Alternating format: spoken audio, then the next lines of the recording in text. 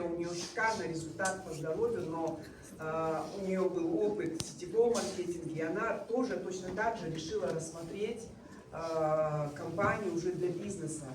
Это человек, который в очень-очень сложный лично для меня период времени был рядом со мной, и она всегда вселяла в мне огромную уверенность. Вот она, я ей позвоню, там говорю, у меня маленькой ветки уже нету, вообще там ноль, что делать? Она говорит, ничего, давай, все получится, все будет хорошо. Она еще говорит, я говорит, там еще посмотрела, куда-то она там посмотрела, говорит, она укитит. Я говорю, она вот тоже китит, короче, все будет хорошо. Так оно и получилось, Райхан Шамахова. Сегодня она ставит систему на казахском языке. Ну вот, к сожалению, мне стыдно, к моему стыду, я признаюсь, у меня нет казахского языка, чтобы вот донести профессионально. Но вы знаете, однажды мой наставник сказал, она была еще хуже меня, и я говорила, слушай, как ты развиваешь южные регионы? Да, она говорит, а ничего, я нашла лидера, который в совершенстве говорит на казахском языке, и она там все проводит. Вот поэтому у нас тоже есть такой лидер. Она все ставит сейчас, проводит презентации, готовит спикеров, да, прообучает бизнесу на казахском языке. Это очень важно, это очень востребовано. Наши соотечественники, максимально мы должны помочь. Там, кто понимает на русском, кто понимает на казахском, да, неважно. И вот есть у нас такой лидер, и для меня это очень-очень важно, потому что наша общая миссия моих лидеров, это чтобы наш Казахстан, наши соотечественники были в первую очередь здоровы, а во вторую очередь, чтобы они зарабатывали. Правда? Закрыли свои безумные кредиты, перестали уже их брать, да, покупали квартиры, машины. Это у нас уже есть. Начало есть, и мы с вами вместе сможем продолжить, да, помогать нашим соотечественникам. Мне иногда говорят, а что Израиль доставки нету? А что в Турцию? Я говорю, алло, вас сколько здесь человек? Может хотя бы Алматинскую область охватим, а? Или Казахстан? Нет, куда-то уже смотрят. Да, у нас международный бизнес, ну давай. Неожиданно. Ты сначала свой результат скажи, я твою фотографию подготовила. Кеңгіздер, құрметті серіктестер, құрметті осы мынандай керемет ғимаратта жиналған қонақтарымыз, барлықтарыңызды көргеніме өте қуаныштымын мен. Тараз қаласынан келдім, менің есімім Райхан Жаманқұлова, Тараз қаласының тұрғыны, әрине BP компаниясының серіктесімін. Ғалия дұрыс айтады, мен қазақ тілінде жүргізем барлығын, өзіміздің ана тілімізде, өзіміздің отанда тұрғаннан кейін менің ең бірінші миссиям осы бір қазақ тілді біздің серіктестер көбінесе түсінбей жатады, және де қазақ тілді керек деп жатады. Содан осыдан 5 жыл бұрын жаңадан бастап жатқан кезде қазақ тілін қолға алайық деп, осы бізде көп қой енді қазақ тілді, сонымен қолға алып, қазіргі таңда енді аудиториямыз да өсіп жатыр. Сондықтан өте қуанамын, бұл жетістікке өте қуанамын.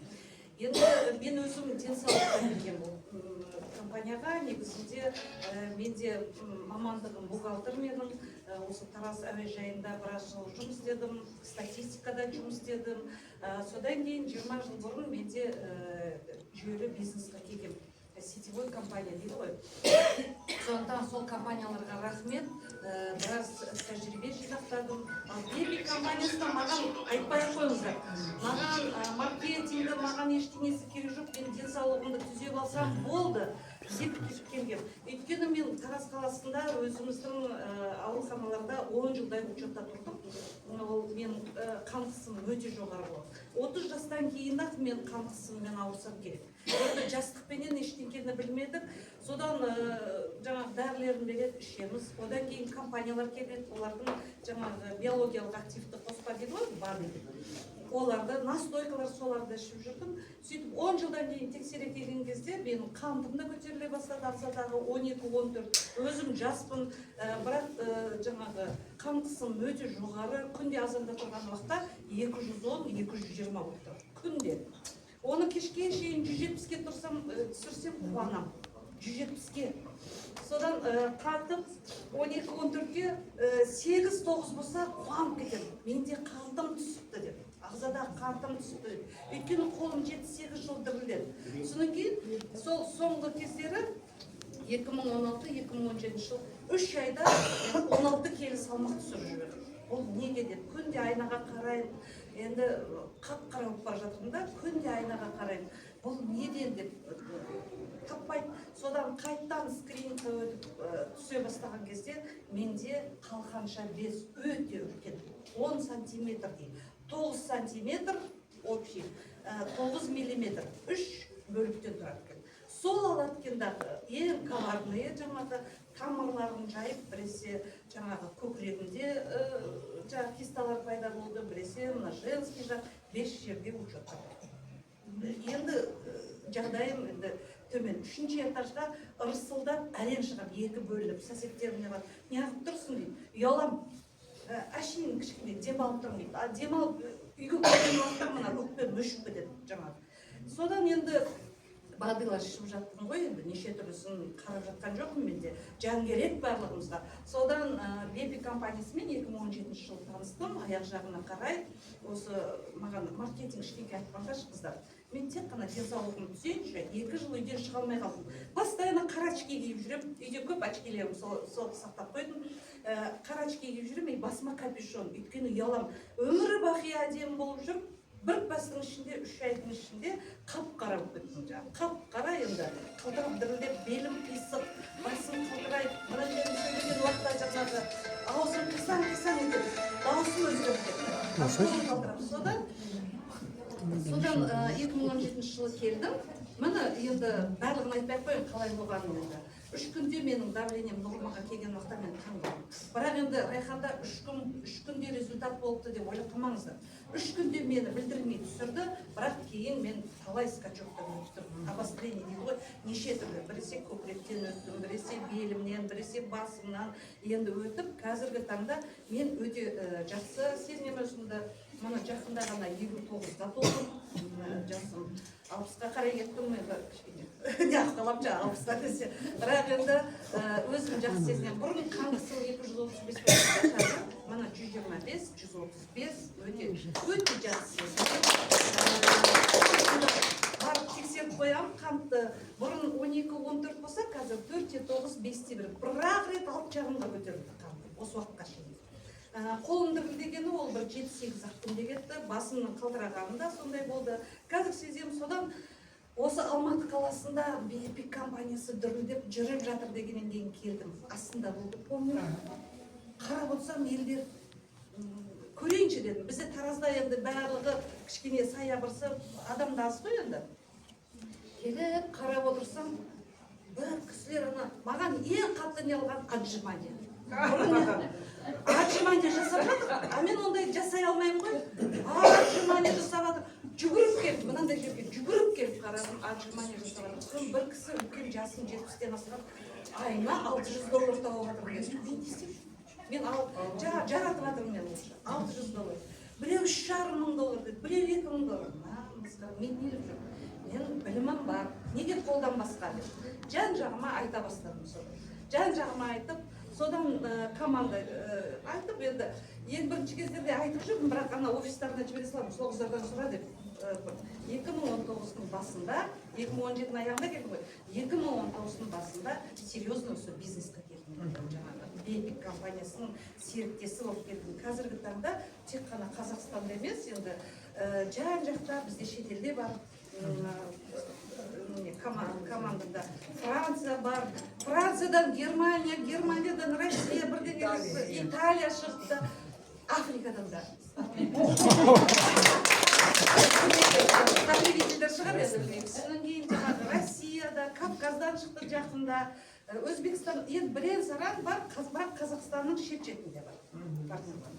Содан енді жақсы, енді жұмыс істеп жатырмыз, командам өсіп жатыр. Өзім мына кеше ғана өзіміздің қазақ тілінде, өзіміздің ана тілімізде кеше қандай еді, мен ұмытқаным, сұрап жатыр, қай жерде өткіздіңдер деп. Өткіздік. Менің қуанып отырғаным Кеше балалар маған звондайды, мына Руслан бар, Асқар бар, менің бірінші линияларымда. Солар звондайды, Райхан ханым, сіз келсеңіз болды, біз өзіміз бәрін істейміз деп. Мында команданың өскені менің мақтанып тұрып айтатыным осы. Кеше біраз адам болды, елдер кетпей отырды, міне жаңадан келген кісілер бар, шифралар. Кетпей барлығымыз сұрақтарын да қойып жатты, осындай болып жатты. Мен оған өте командама мақтанып тұрып, өте бір сүйіспеншілікпен, мақтанышпен қарап, командамның өсіп жатқанына, самостоятельный болып жатқанына өте қуандым. Бұрын өзім жиналыңдар, қазір өздері барлығын ұйымдастырды. Кеше барлығын тек қана мен ақпаратпен келдім кеше. Ақпаратпенен айтып, өздері шығып бұрақта мен шығып айтайын деп барлығы шығып жатты. Мен өте мақтанам. Тараз қаласынан Гүлнар Сәбденбекова өсіп келе жатқан серіктестерім сөйтіп келді. Қазір Турцияға бара жатырмыз. Енді мен осы 2019-дан бастап 2026-ға шейін жетістігімді айтайын. 24-ші жылы біздің тәлімгерім Дубай қаласына барған уақытта осындай бізге сыйлық жасады. Бұл компанияның ақша жерде тек қана теріп алыңыздар, көп өте. Мен сетевитпін, мен тәжірибем бар, сіздерге айтатыным. Мынандай жерде, мынандай ақпарат болып жатыр, сіздер мына залды толтыру керексіздер ғой, мына жерді тола келу керек. Шақырыңыздар. Мына ақша деген шашылып жатыр, компания беріп жатыр, алу керекпіз тек қана. Ана біреудің жетістігіне, Ғалияның жетістігіне, Самсагүлдің, Айбулаттың жетістігіне шапалақтап отырмай, сіздерге шапалақтайық. Әрқайсымызға шапалақтап. Ақпараттың тыңдадыңыздар ғой, Zoom-нан да тыңдап жатсыздар, мына жерден де тыңдап жатсыздар, спонсорларыңыздан бәрден тыңдап қана отырмай, шақырыңыздар. Движение болу керек бұл жерде постоянно. Содан кейін мен осы уақытқа шейін денсаулығымды түсеп алдым ба, ол өте үлкен жетістік. 24-те Дубайға бардық па, ол тадар сыйлық, мына ақша деген осы.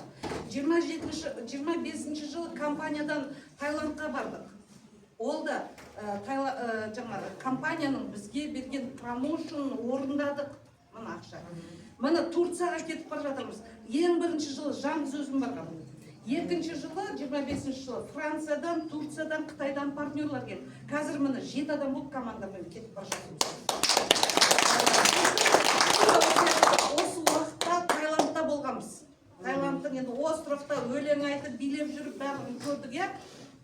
Енді қараңыздар, былтыр тура 25-ші жылғы Таиландтың алдында мен салоннан балама машина алып бердім.